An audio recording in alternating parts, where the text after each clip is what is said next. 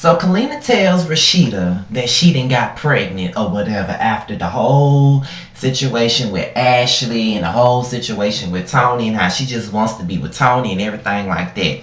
So I'm sitting here watching the TV and I'm sitting up here pondering over who the fuck could have got Kalina's grape juice hair wearing ass pregnant. Was it Ashford? Because I know it wasn't Tanya. I'm just saying. So, I mean, that's the only thing I can really say about that scene. And then, she finds out that her home studio has been molded, and because the mold specialist, whatever they call the motherfucking bitch, she was there and she said that it would be hazardous to a pregnant lady. And I think she told Tony that she was pregnant and all that shit. So that's really all I gotta say about Kalina and Tony. As much as I love Kalina, I really don't care for a storyline between her and her husband.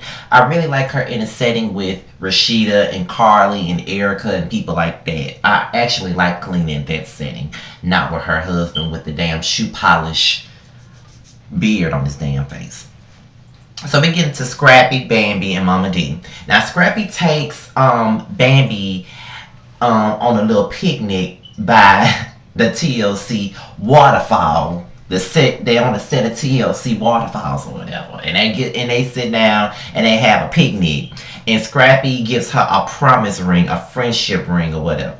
My thing about it is, I am so tired of Scrappy in these little friendship rings he's giving motherfuckers. I mean, let's just cut the high school shenanigans. Scrappy be acting like a horny ass junior high schooler that's a high schooler that's in his junior year of high school that's trying to give a bitch a ring so he can get some pussy on prom night. You know what I'm saying? Like, I wish Scrappy would stop it. Like, I always have to say in every video, I really do like Scrappy, but he really need to calm the fuck down with the shenanigans that he be trying to pull on every damn episode. Like, honestly and truly, he really need to stop it. So he tells Mama D about it, and Mama D is like all fed up with it because she don't want to believe that he done set up here and gave Miss the Bambi a ring, and then she goes crazy, because she thinks that it's an engagement ring, but he finally tells her that it's a promise ring, and her crazy ass calms the fuck down after he tell her what it really was, and he laughing, but she don't see it funny.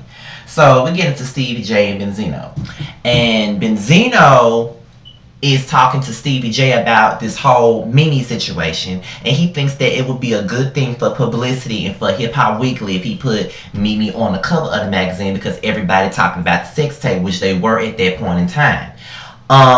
Stevie J doesn't feel right about the situation, and he knows that he knows that it could be good for the magazine, but at the same point in time, he just don't think that it's a good idea. But Benzino, on the other hand, thinks that it is a good idea, which brings me to his conversation with Mimi and Dawn.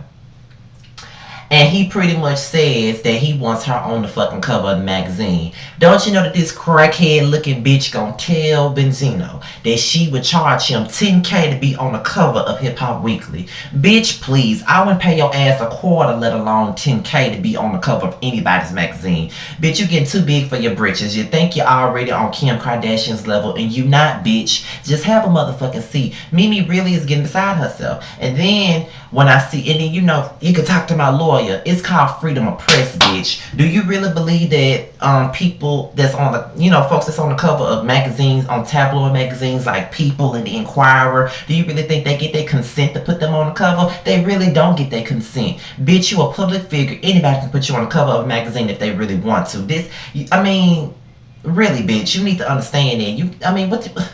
He can put you on the cover of the magazine if he really wants to. He can. And there's nothing you can do about it. It's called freedom of press. And he got the freedom to put your porn star ass on the cover of his magazine if he want to.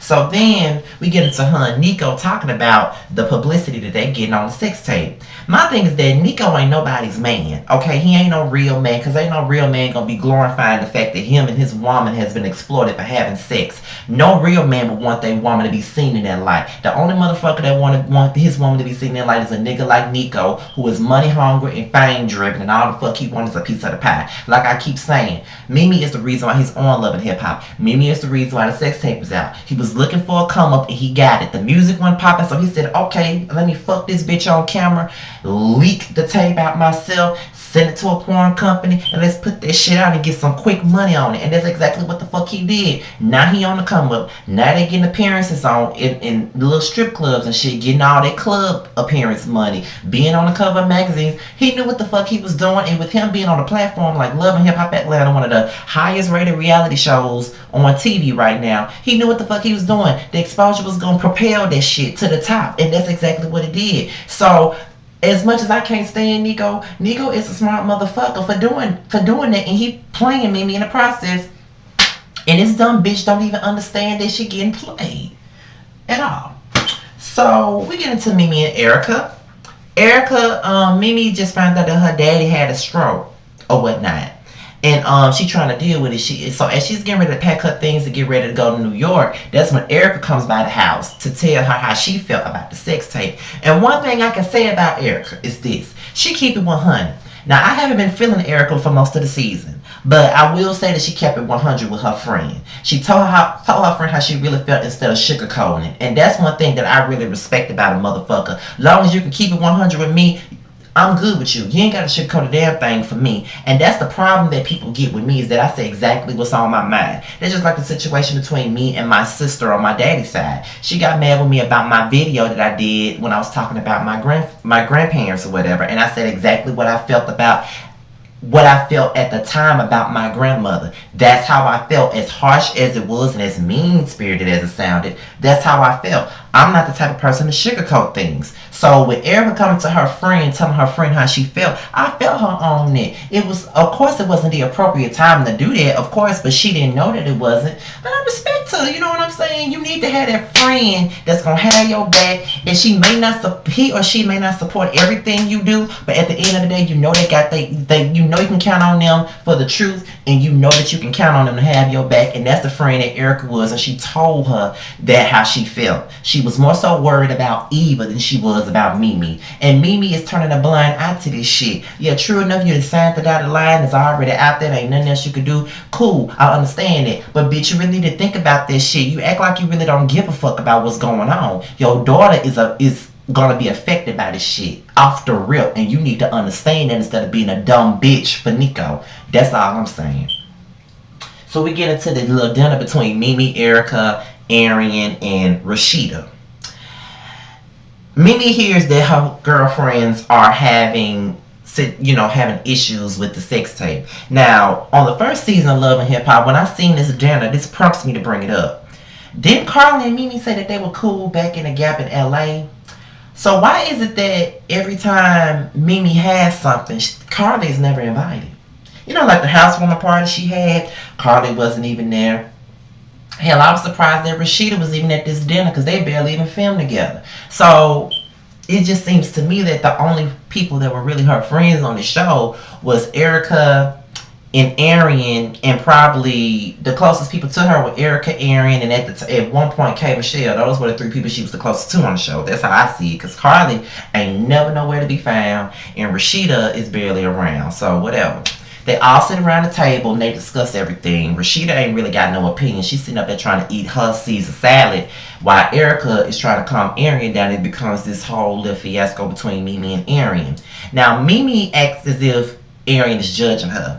I don't think that Arian is judging her. I think that she's keeping it 100. You are a porn star. You are exploiting yourself. And the man that's out, the man that you call your man, is the motherfucker that did it. And on top of that, the whole sex tape did look like a feature film. It did look like New Line Cinema fucking produced that shit. Anybody with eyes could say that. It did look like it come off the Playboy channel. It did. It ain't nothing you can say or do about it. It did look like that. So my whole point is, Mimi, you can't be mad and alienate yourself from people that care about you. When things like that come out on the surface, you're gonna get opinions. You're gonna be rated. And I don't think that your friends were rating you. I just think that they were telling you how the fuck you felt. And at the end of the day, you are a public figure. You get scrutinized every motherfucking day. Me being on YouTube is not the same type of capacity that you on, but bitches scrutinize me all the time. I mean, motherfuckers take out their time to make fake accounts on Twitter just to attack me. Sometimes motherfuckers just go from video to video because they don't like what I say and they want to attack me. Just like on my Bad Girls Club video, somebody attacked me just for speaking my mind. They call me fake as I come because I'm talking about people on videos.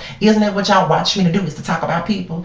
We're not here. Y'all not here to watch me have a damn prayer session. Y'all here for the roasting. Y'all here for the real talk. That's just that. So with Mimi being on Love and Hip Hop, she should know that she gonna get criticized, and her friends are gonna get her criticism. But she the type of bitch who don't want criticism. So I feel like if I was Arian, I would not waste my fucking time talking to Mimi, because at the end of the day, the bitch gonna do what the fuck she wanna do anyway. And Mimi is one of them friends that you just give up on.